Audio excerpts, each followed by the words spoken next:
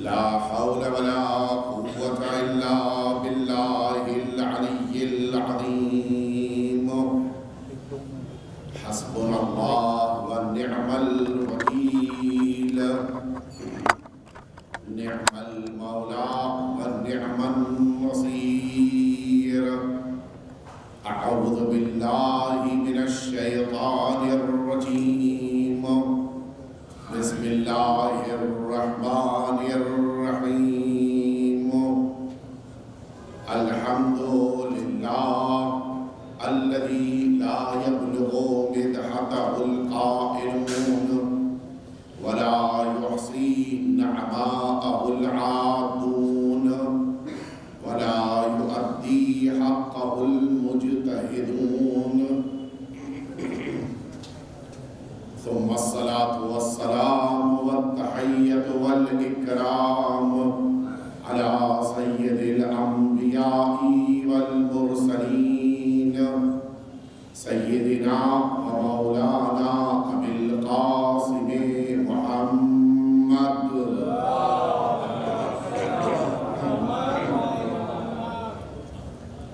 صلى الله عليه وعلى أهل بيته الأطيبين الأنجبين الذين أذهب الله عنهم الرجس وطهرهم تطهيرا.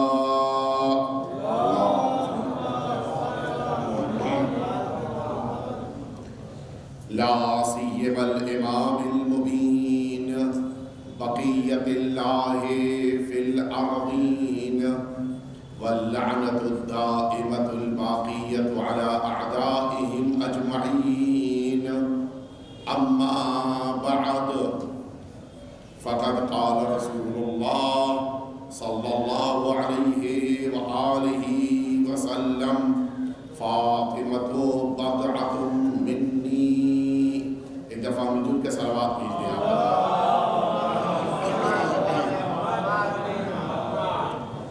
عزیزان محترم، ان مجالس عزا کے روح رواں اور ان مجالس عزا کے لیے آگے آگے رہ کر ان کو منعقد کرنے والے مرحوم مغفور شیخ محمد تقی صاحب علیہ الرحمت والرضوان اور ان کے علاوہ حیدری فیڈریشن کے جتنے بھی مرحومین اس دنیا سے اٹھ گئے، ان سب کے ایصال ثواب کے لیے ایک دفعہ سورہ حمد اور 3 دفعہ سورہ توحید کی تلاوت فرما دیا. بسم اللہ.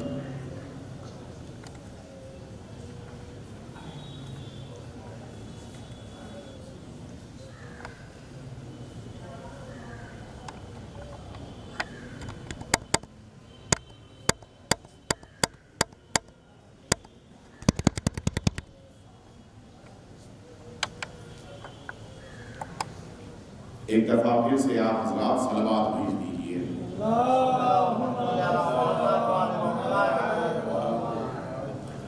حضرات محترم، جو رتبہ اور درجہ اللہ کی نگاہ میں ہے، صدیقہ طاہرہ حضرت فاطمہ الزہرا صلوات اللہ وسلم علیہا آپ کا ہے، اس درجے اور رتبے کو سمجھنا اور اس کو اپنی زندگی میں اختیار کرنا، یہ ہم سب کی ذمہ داریوں میں ہے.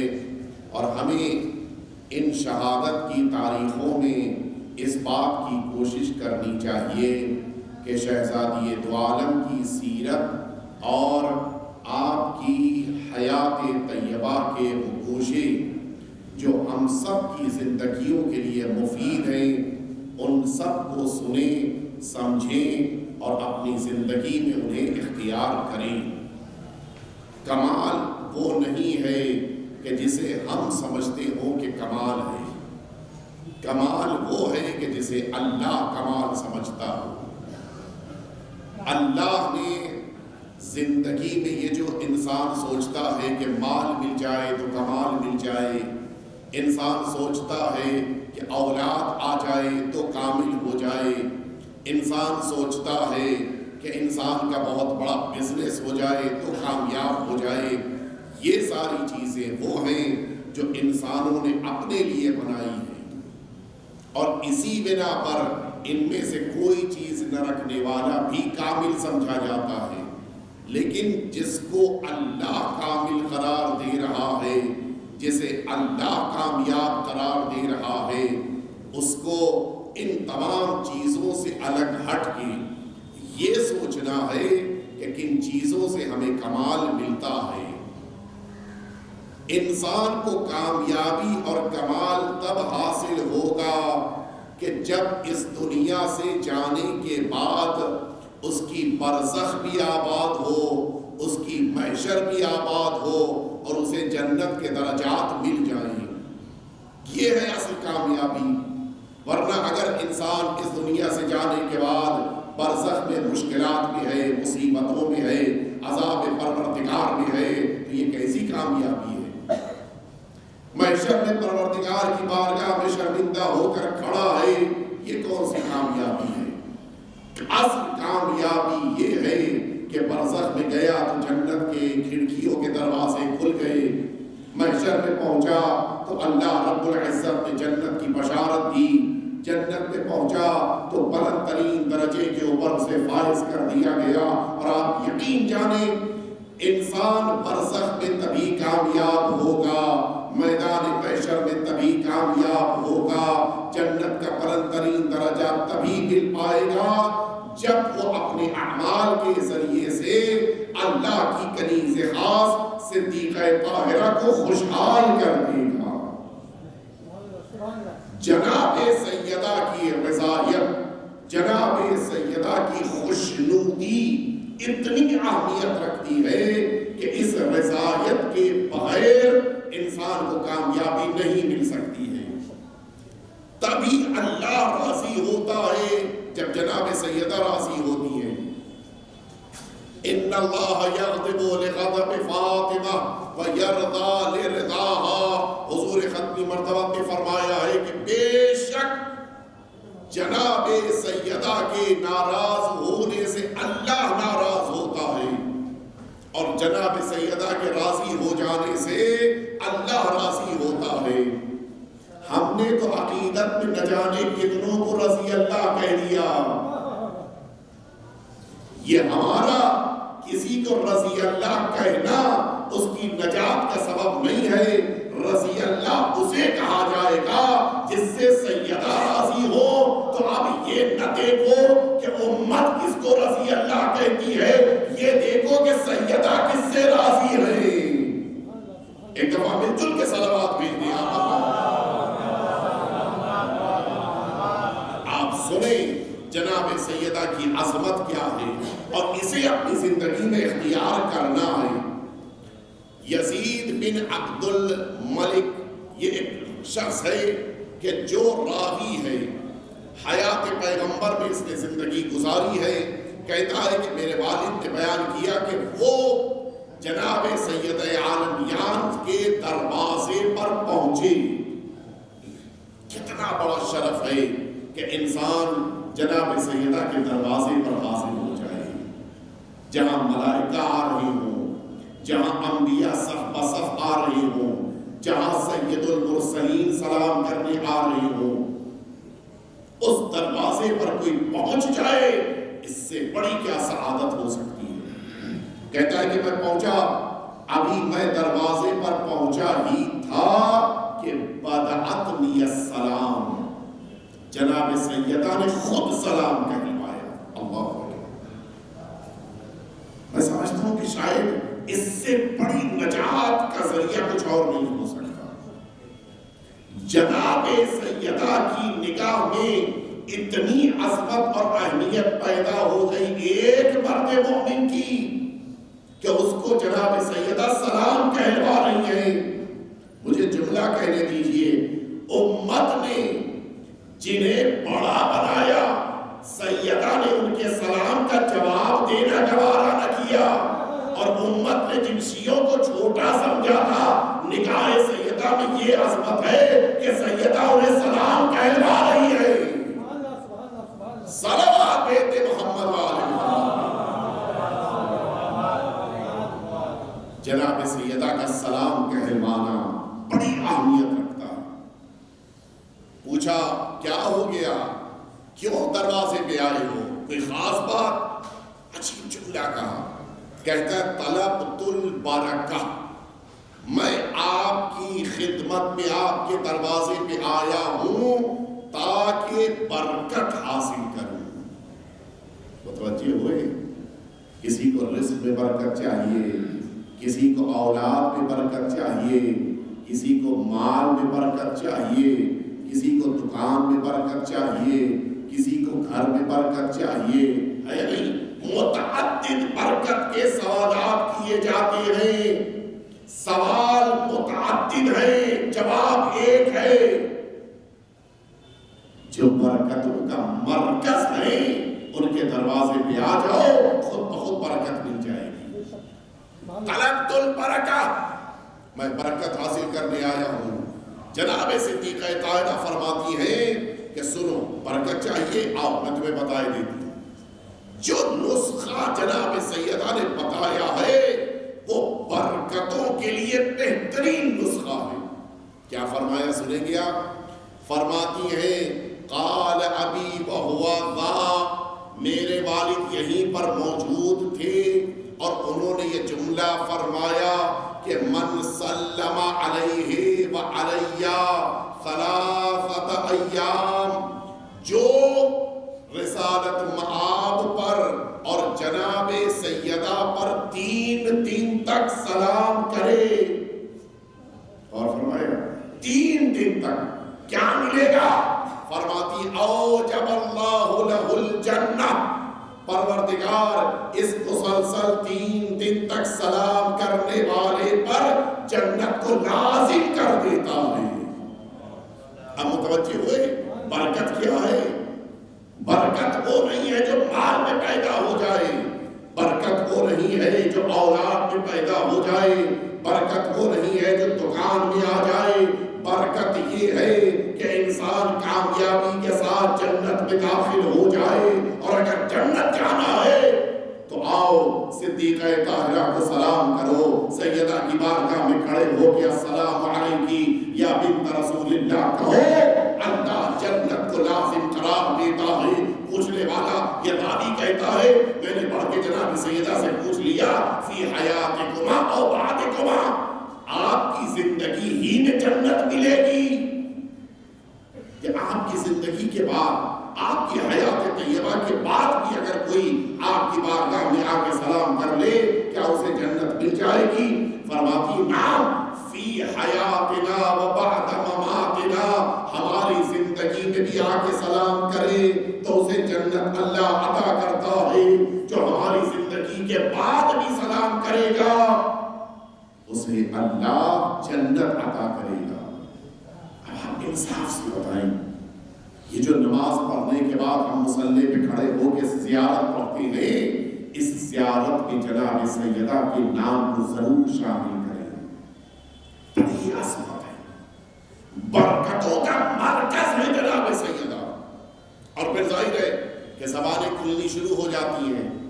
ایک زیارت میں جنت, کیا اتنی آسان ہے جنت؟ ہے نہیں سوال. اتنی محنت کرنی ہوتی ہے, زندگی بھر عبادتیں کرے, زندگی بھر اللہ کی بندگی میں مصروف رہے, کوئی گناہ انجام نہ دے, واجبات چھوٹنے نہ پائے, مستحبات میں مصروف رہے, مکروہات کی طرف رخ نہ کرے. اتنی پابندیاں, اور یہاں سلام کیا اور جنت میں چلے گئے. البتہ وہ ساری چیزیں ضروری ہیں. سلام کے معنی ہی یہ ہے کہ انسان بندگی کر کے جناب سیدہ کے دروازے پہ آیا ہے. عبادتوں کو چھوڑ کے جناب سیدہ کے پاس آنا یہ انسان کی شرافت کا تقاضا نہیں ہے. جناب سیدہ کی بارگاہ میں آؤ, سلام کرو, جنت مل جائے گی. اعتراض ہے نہیں. اتنا چھوٹا سا عمل اور جنت, یہ بہت پوچھا جاتا ہے. امام حسین پر روئے, جنت مل گئی. آخری امام کے لیے 40 دن صبح دعا پڑھ لی, حضرت کے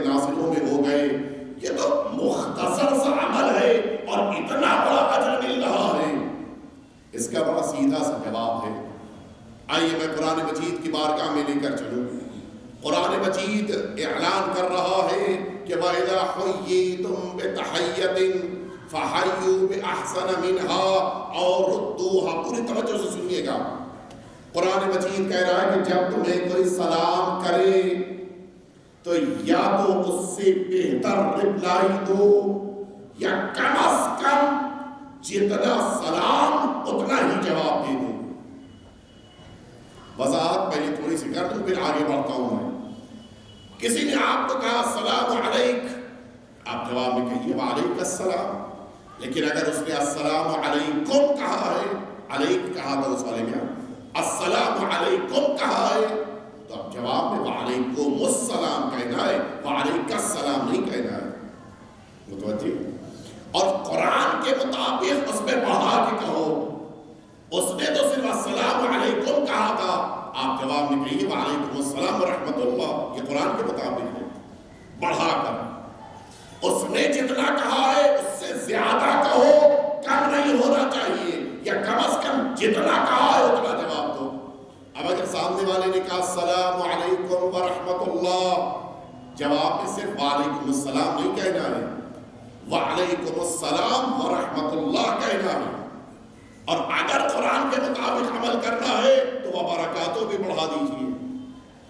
اور اگر اس نے کہا السلام علیکم ورحمۃ اللہ وبرکاتہ تو اب جواب میں وعلیکم السلام ورحمۃ اللہ پہ رکنا نہیں ہے، وبرکاتہ آپ کو بھی کم از کم کہنا ہے.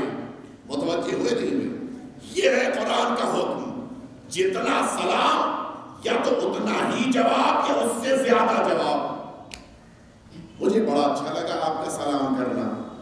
میں نے آپ کے سلام کا جواب دیا وعلیکم السلام، اور مثال کے طور کے پر اپنی جیب سے کچھ رقم نکال کے آپ کو دے دی. کسی اور صاحب کو سلام کیا گیا، ان کو اور اچھا لگا، انہوں نے مثلا اپنے گھر میں بڑا اچھا ٹی وی رکھا تھا، وہ اٹھا کے دے دیا جواب سلام کے ساتھ ساتھ بڑھا کے. کسی اور کو سلام کیا، ان کو بڑا اچھا لگا، انہوں نے جواب سلام بھی دیا، ساتھ میں ایک گھر کی سند بھی دے دی کہ آپ سے یہ گھر آپ کا. اچھا یہ بتائیے، میں نے جب اپنی جیب سے کچھ روپے نکال کے دیے تھے ایک مرد مومن کو جواب سلام میں، آپ کو کوئی اعتراض؟ کوئی اعتراض؟ اس مرد مومن نے جواب سلام میں اپنے گھر کا ٹی وی دے دیا، آپ کو کوئی اعتراض؟ یا آپ کو کیا اعتراض؟ ان کی ملکیت تھی، وہ مالک تھے، انہوں نے دے دیا، انہوں نے اپنے گھر کی صنعت دے دی، آپ کو کوئی اعتراض ہے؟ نہیں، وہ مالک تھے، انہوں نے اٹھا کر دے دیا. تو انسان جب جواب سلام میں بہتر عطا کرتا ہے تو جتنا اس کا اختیار ہوتا ہے اتنا ہی وہ دے سکتا ہے. اب اگر کوئی ایسی شہزادی ہو کہ جن کی قدرت میں، جن کے اختیار میں جنت ہو، اور وہ سلام کے جواب میں جنت عطا کر دے تو کیا کسی کو اعتراض کا حق ہے؟ مل جل کے صلوات بھیج دیں آپ اللہ. ان کے اختیار میں جنت ہے، تو اگر جنت دے رہی ہے تو آپ کو کیا یا ہم کو کیا اعتراض ہے؟ وہ مالک جنت ہے، ان کے اختیار میں جنت ہے، ہمارے پاس کچھ نہیں ہے، کچھ نہیں دے سکتے، کہ ان کے پاس وہ پوری جنت ہے. وہ اگر جواب سلام میں پوری جنت عطا کر رہی ہے تو پھر اعتراض کا حق نہیں ہے. اچھا آئیے اپنے بات مکمل کیے دیتا ہوں. اگر سیدہ کو سلام کیا جائے تو جنت مل جائے گی؟ نہیں. سلام مکمل کب ہوتا ہے؟ سلام مکمل ہوتا ہے للسلام 70 حسنہ، سلام کے لیے 70 ثواب اور نیکیاں ہیں. 69 للمجیب والواحدہ للراد. جو سلام کرتا ہے اسے 69 ایک کم 70 ثواب ملتا ہے، اور جو جواب دیتا ہے اسے بس ایک ثواب ملتا ہے. اور فرمایا سلام کا مکمل ہوتا ہے جب سلام کیا جائے جواب بھی مل جائے. بغیر جواب کے سلام مکمل نہیں ہوتا۔ اچھا ایک بات آ گئی تو کہتا چلوں، 59 یعنی مرتب ایک کم 70 سوال کس کے لیے ہے؟ سلام کرنے والے کے لیے، اور ایک اس کے لیے ہے جواب دینے والے کے لیے۔ ہمیں کیا اچھا لگتا ہے؟ ہمیں سلام کرنا اچھا لگتا ہے یا سلام کا جواب دینا اچھا لگتا ہے؟ ہمیں جواب دینا بڑا اچھا لگتا ہے۔ ہمیں لگتا ہے کہ جواب دینے میں بڑے ہو جائیں گے، سلام کرنے میں چھوٹے ہو جائیں گے، اور اسی لیے تو شکایتیں بھی کرتے ہیں نا، آپ کے صاحبزادے کیا عجیب صاحبزادے ہیں، میاں اس دن چوراہے کے اوپر گزر رہے تھے، ہمارے پاس سے گزرے، سلام تک نہیں کیا۔ امید یہ ہے کہ وہ سلام کرے ہیں۔ اچھا اگر اس نے سلام نہیں کیا، وہ بد تہذیب ہے، تو جناب کا اپنے بارے میں کیا خیال ہے؟ وہ سلام نہ کر کے اگر بد تہذیب بن گیا تو آپ نے بھی تو سلام نہیں کیا جو آج شکایت کر رہے ہیں۔ وہ تو چلیے جوانی کے نشے میں تھا، نہیں اس نے سلام کیا، آپ تو بزرگوار تھے، آپ سلام کر لیتے، لیکن امید کیا ہے؟ وہ سلام کرے میں جواب دوں، اس لیے کہ سلام کرنا چھوٹوں کا کام ہے، ہم سمجھتے ہیں چھوٹوں کا کام ہے، جواب دینا بڑوں کا کام ہے۔ جبکہ سیرت پیغمبر میں کیا ہے؟ حیات پیغمبر میں جب بھی کوئی رسالت مآب کے سامنے آتا تھا، حضور اکرم اس کو سلام کرنے کا موقع نہیں دیتے تھے۔ جیسے ہی وہ سامنے آیا فوراً پیغمبر اکرم سلام فرماتے تھے، حتیٰ اگر بچے بھی ہیں رسالت مآب پڑھ کے خود سلام کرتے تھے۔ کوئی رسالت مآب سے بڑا نہیں ہے اس دنیا میں، جو کائنات کی سب سے عظیم شخصیت، وہ سلام کرنا پسند کریں، اور ہم جو کائنات کے چھوٹے چھوٹے سے انسان ہیں ان کو جواب دے کے بڑا بننے کا شوق ہے۔ بڑا بننا ہے تو سلام کر کے بڑا بنیے۔ اور اب آپ سنیے گا، بہت سارے اوقات ایسا ہوتا تھا کہ لوگ دیوار کے پیچھے چھپ گئے، کھمبے کی آڑ میں کھڑے ہو گئے، کہیں کسی اور جگہ پردے کے پیچھے چھپ گئے، اور اچانک پیغمبر اکرم کے سامنے آ جاتے تھے۔ اچھا 2 مجلس ہو رہی ہے، صلوات بھیج دیں ایک دفعہ مل جل کے۔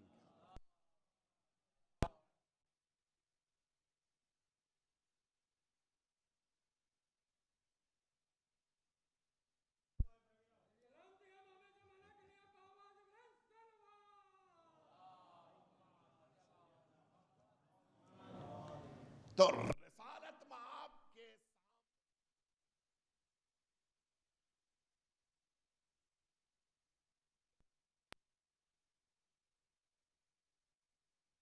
پیچھے کون کھڑا ہے؟ نتیجہ یہ ہوتا ہے کہ کوئی اچانک سامنے آتا ہے تو اب اس کو موقع مل جاتا ہے سلام کرنے کا۔ لیکن پیغمبر اکرم جیسے ہی وہ سامنے آتا تھا، اس سے پہلے کہ وہ سلام کرے حضور اکرم سلام کر لیتے تھے، حتیٰ اسے بھی سلام کرنے کا موقع نہیں دیتے تھے۔ یا رسول اللہ کم از کم اسے تو سلام کر لینے دیجئے، شاید رسالت مآب امت کو بتانا چاہتی ہیں، تم انکار کرتے ہو، میں اس سے پہلے سلام کر کے یہ امت کو بتاتا ہوں کہ اللہ نے مجھے علم غیب دیا ہے۔ صلوات بیت محمد والے، رسالت مآب کے پاس علم غیب ہے، یہ ثبوت ہے۔ چھپے ہوئے کو بھی جانتے تھے کہ کون چھپا ہوا ہے۔ لوگ سمجھتے تھے کہ اچانک آ جائیں گے اور رسول اللہ کو سمجھ میں نہیں آئے گا۔ اب آئیے بات مکمل کیے دیتا ہوں۔ سلام کب مکمل ہوتا ہے؟ جب جواب دیا جاتا ہے۔ اگر صرف سلام کر لینے پر جنت مل رہی ہوتی تو جنہوں نے دروازے پر کھڑے ہو کر جناب سیدہ کو سلام کیا وہ کہاں چلے جاتے؟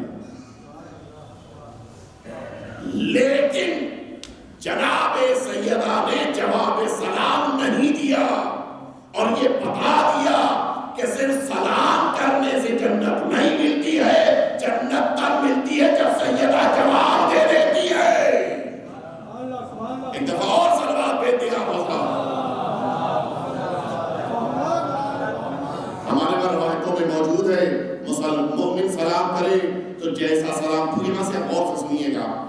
مومن سلام کرے تو جیسا سلام کیا ہے ویسا یا اس سے بہتر جواب دو، مسلمان سلام کرے تو اس کے سلام کا بھی جواب دو۔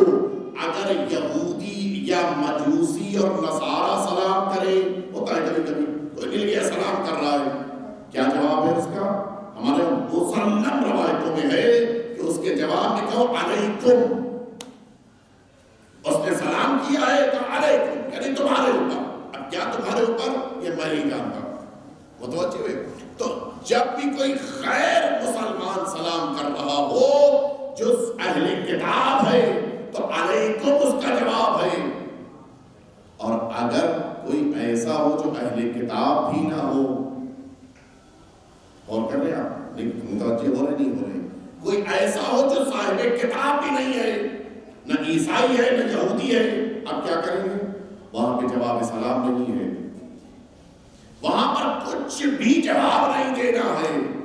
اب آپ ذرا ملاحظہ فرمائیے، مومن کے سلام کا جواب اس کے سلام سے بہتر ہونا چاہیے، مسلمان کے سلام کا جواب جیسا اس نے کہا ہے ویسا ہونا چاہیے، یہودی اور عیسائی کے سلام کا جواب علیکم ہونا چاہیے، اور اگر اللہ کا مشرک ہے تو پھر اس کے سلام کا جواب بھی نہیں دینا ہے۔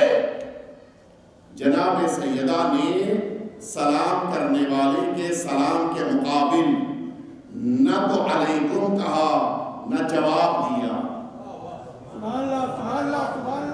اب آپ خود بتائیے کہ جناب سیدہ کی نگاہ میں نہ مومن ہے نہ مسلمان ہے نہ یہودی اور عیسائی ہے، بلکہ جناب سیدہ کی نگاہ میں امت کچھ بھی کہتی رہے جواب نہ دے کر بتا دیا کہ نگاہ سیدہ میں یہ دروازے پہ آنے والا کافر تھا۔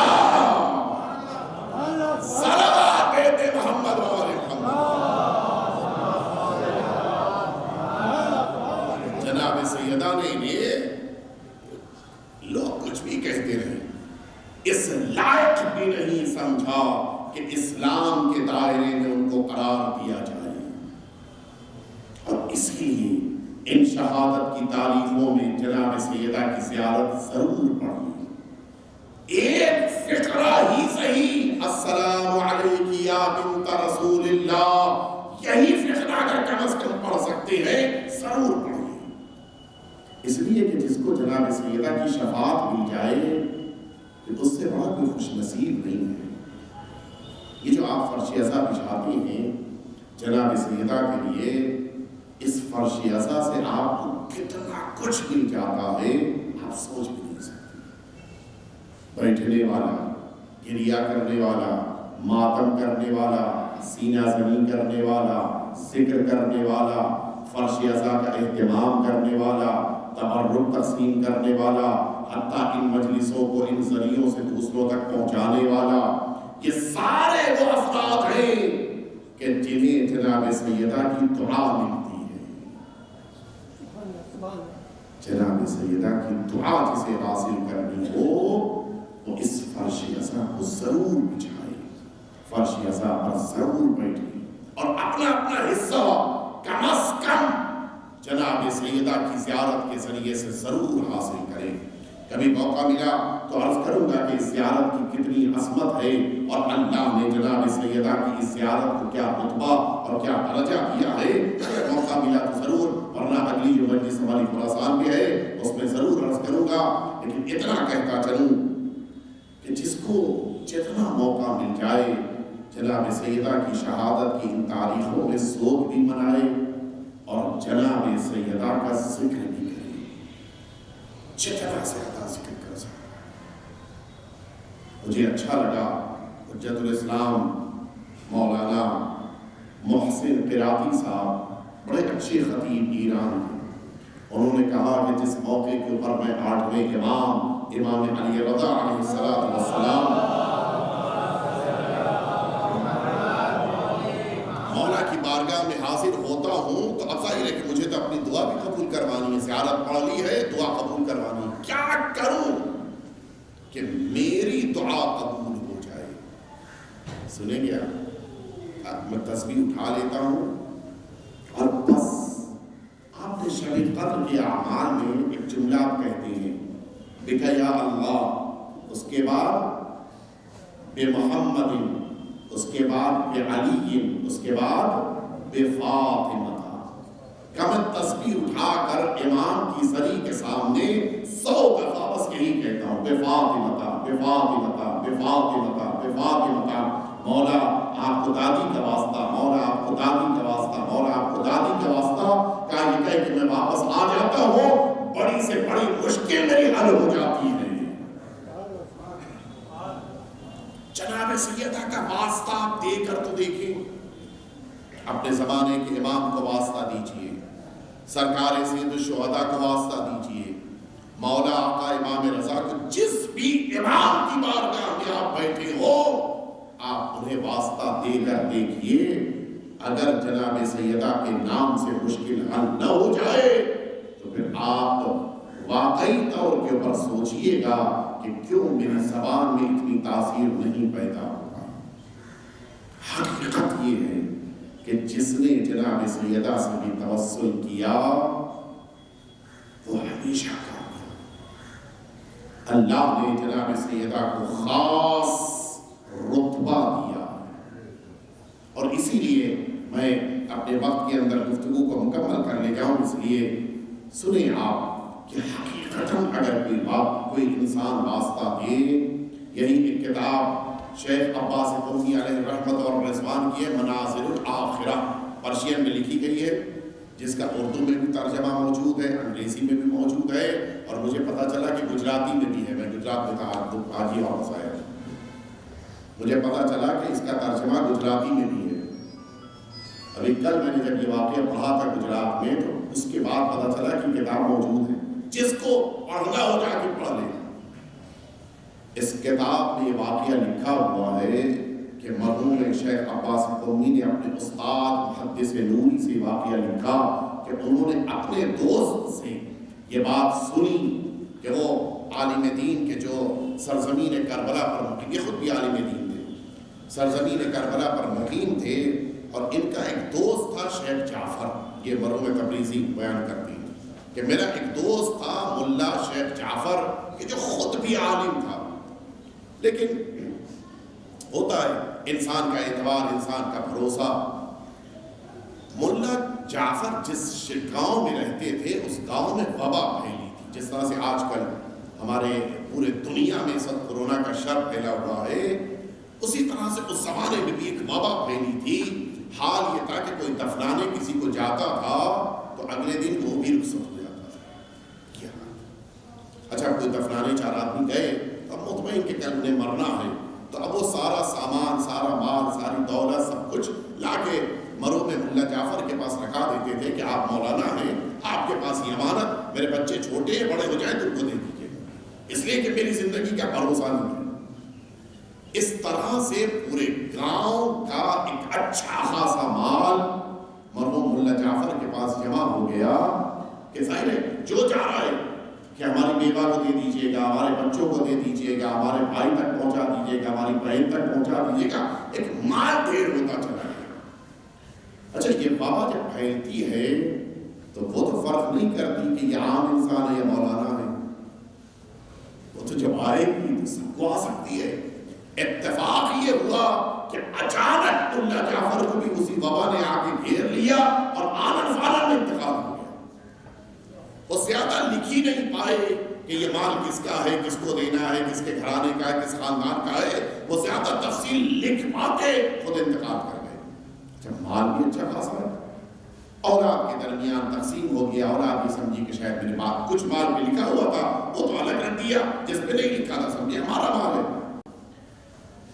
مرحوم تبریزی کہتے ہیں کہ میں نے 3 یا 4 دن کے بعد ملا جعفر کو خواب میں دیکھا، اور اس پوری کیفیت میں دیکھا کہ میں ممبر سے نہیں بیان کر سکتا. اس کو پڑھنا، اس کتاب میں جا کر پڑھنا. میں سمجھ گیا کہ یہ جو امانتیں رہ گئی تھیں ان امانتوں کو صحیح ڈھنگ سے نہ پہنچا پانے کی بنا پر یہ ملا جعفر عذاب دی. ان دا بریکٹ ایک بات عرض کر دو، یہ جو وصیت کے لیے میں آپ کے درمیان اکثر یہ بات کہتا ہوں کہ کہ وصیت نامہ تیار کر کے رکھنا چاہیے، وصیت نامہ لکھ کر رکھنا چاہیے، اس کی ایک وجہ یہی ہے اگر ہمارے پاس کسی کی امانت ہے تو اس امانت کے لیے خاص طور سے لکھ کر جانا چاہیے۔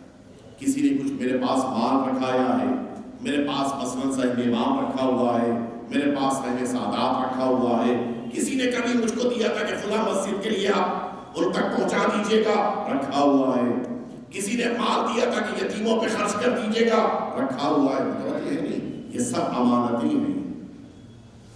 یہ 1 گھنٹہ 2 گھنٹہ رہنا بھی ان کا ہمارے لیے کبھی کبھی مشکلات کا سبب بن سکتا ہے، اس لیے کہ اللہ جب آزماتا ہے تو اکثر مال کے ذریعے آزماتا ہے۔ پتہ ہی نہیں ہمیں اولاد کو بھی کیا پتا، انسان اچھا یہ بھی نہیں ہے کہ بھئی اسے 60-70 سال والی عمر کے انسان انتقال کر رہے ہیں کہ ہم نے سوچا کہ ابھی تو ہم 40 کے ہی ابھی کیا وصیت لکھی جائے۔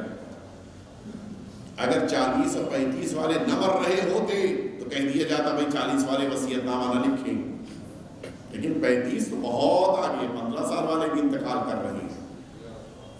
یعنی یہ وصیت نامہ تیار کرنا چاہیے کہ کس کی امانت ہمارے پاس ہے، کم از کم کچھ نہیں کر سکتے تو یہ جو امانت جس لفافے پر رکھی ہے اس پر تاریخ کے ساتھ لکھیں کہ یہ امانت کس کی ہے، کس کو دینا ہے، کس لیے دی ہے، کتنی مدت کے لیے دیا ہے، لکھیں اس پر۔ نہیں دے پائے مولا جعفر، اور اب حال یہ ہے کہ مرحوم تبریزی نے دیکھا کہ عجیب شدید عذاب میں کوئی راستہ ہی نہیں تھا، آنکھ کھل گئی گھبرا کے، بہت توسل کیا، بہت دعائیں کی، بڑی مناجات کی اللہ سے گڑ گڑا کے کہ خدا اس کو معاف کر دے، اس لیے کہ وہ بے خطا ہے، اس کا تو کوئی جرم نہیں ہے، امانتیں اس کے پاس تھی، اس کا کوئی خیانت کا ارادہ نہیں تھا، لیکن اس طرح سے 10 سال گزر گئے اور کچھ بھی خبر نہیں، مولا جعفر کے بارے میں کچھ بھی پتہ نہیں چلا کہ ان کے لیے اللہ نے کیا فیصلہ کیا، عذاب ٹلا نہیں ٹلا، عذاب ہے کم ہوا نہیں ہوا، کچھ بھی نہیں پتا۔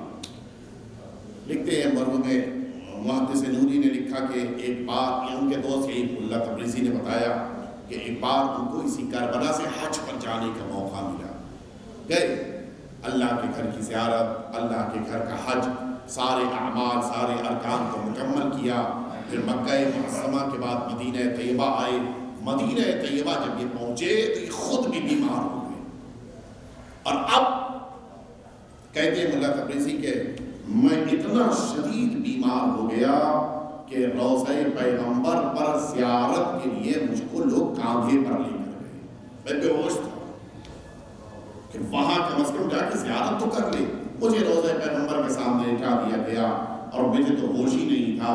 کچھ دیر کے بعد مجھ کو یہ سارے میرے ساتھی لے کر آئے، اس زمانے میں صدیقہ طاہرہ حضرت فاطمہ الزہرا،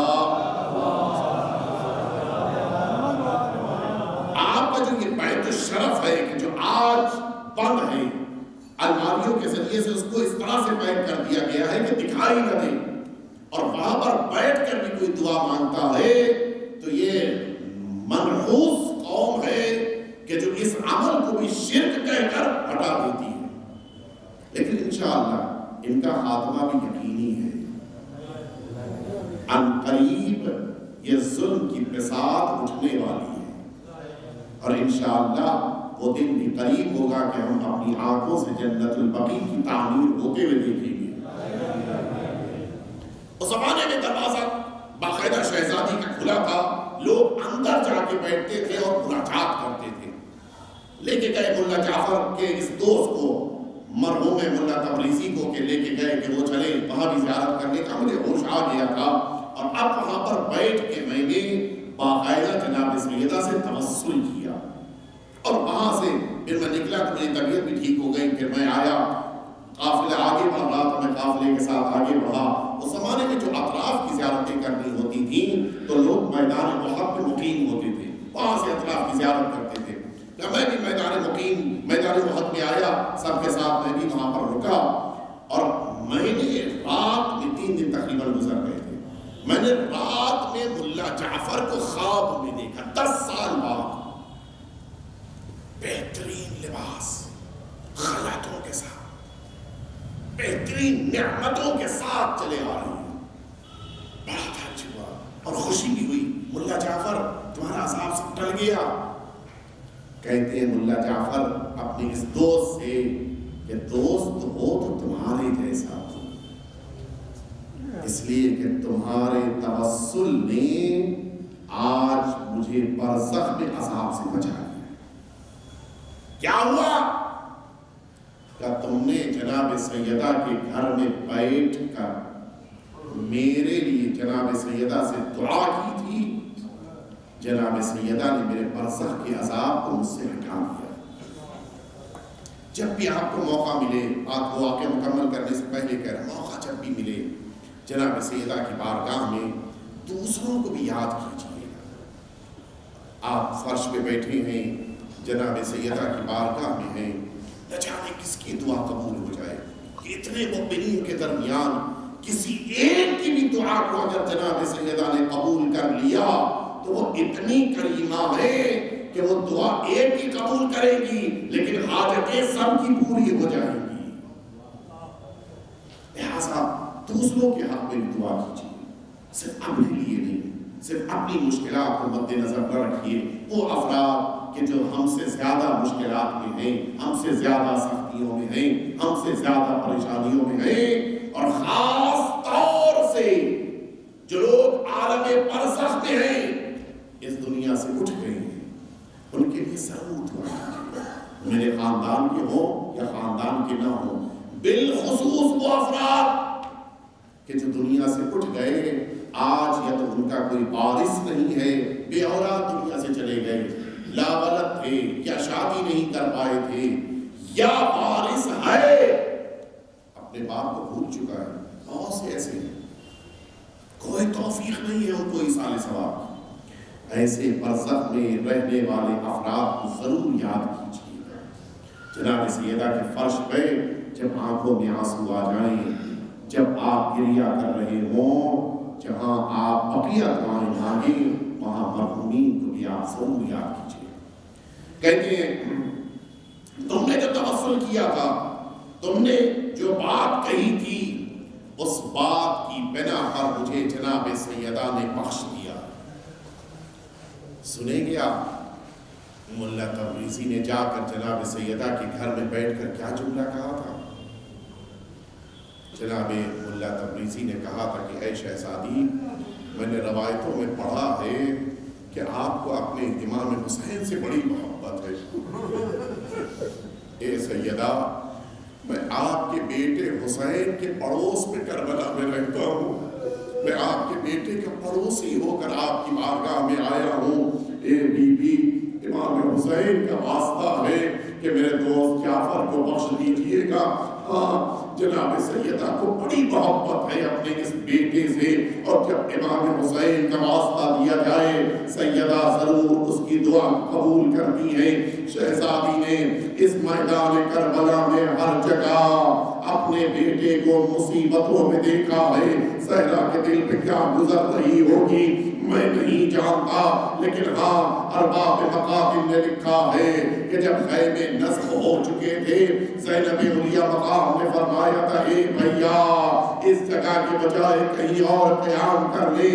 پوچھا وجہ کیا ہے؟ کہتی ہے زینب اے بھیا جب سے ہم کربلا میں آ کر رکے ہوئے ہمیں پشت خیمہ کسی بیوی کے رونے کی آواز آتی ہے. امام حسین کہتے ہیں زینب تم نے پہچانا نہیں، یہ اماں زہرا کربلا میں ہمارے لیے ماتم کر رہی ہے. یہ تو ہے وہ دن جس دن خیمے نصب کیے گئے تھے. آئیے شب عاشورا آپ کو لے کر چلے. حسین میدان کربلا میں آگے آگے جا رہے ہیں، پیچھے پیچھے آپ کا ایک جانثار آ رہا ہے، ساری جگہ دکھا رہے ہیں. دیکھو یہاں پہ اکبر قتل ہوگا، یہاں پہ اصغر کو شہید کیا جائے گا، یہاں پہ میرا قوت بازو عباس شہید ہوگا، یہاں پہ قاسم کی لاش بابا ہوگی. ساری جگہ دکھا دینے کے بعد اچانک امام حسین کہتے ہیں اے میرے صحابی اب تو واپس چلا جا، اس لیے کہ میں اپنی قتل کا جا رہا ہوں. اے آقا مجھے ساتھ میں لے جائیے. جملہ سنو گے، کہتے ہیں آقا حسین ارے میں تجھے اپنی قتل کا نہیں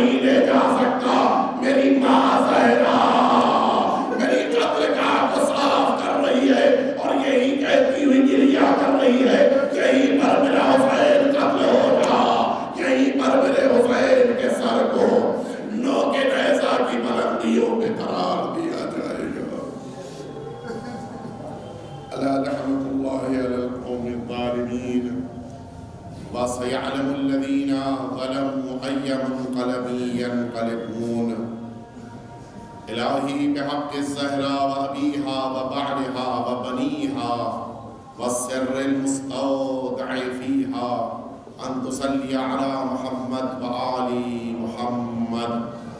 پروردگار تیری بارگاہ میں دعا ہے ہم سب کے آقا اور مولا سرکار ولی عصر کے ظہور میں تعجیل فرما، ہم سب کو حضرت کے خدمت گزاروں میں شمار فرما۔ پروردگار وہ مؤمنین اور مؤمنات جو ان مجالس عزا کو منعقد کرتے تھے، حیدری فیڈریشن کے تمام ذمہ داران، ان کے درمیان سے جو مؤمنین اٹھ گئے، پروردگار ان سب کے درجات کو بلند سے بلندتر فرما۔ پروردگار ہم سب کو دین کے خدمت گزاروں میں شمار فرما۔ پروردگار جتنے مرحومین اس دنیا سے اٹھ گئے ان سب کو جناب سیدہ کا مہمان قرار فرما۔ پروردگار میدان محشر میں ہم سب کو جناب سیدہ کی شفاعت نصیب فرما۔ جو مؤمنین بیمار ہیں جناب سیدہ کے صدقے میں انہیں شفا عطا فرما۔ ربنا تقبل منا انک انت السمیع العلیم۔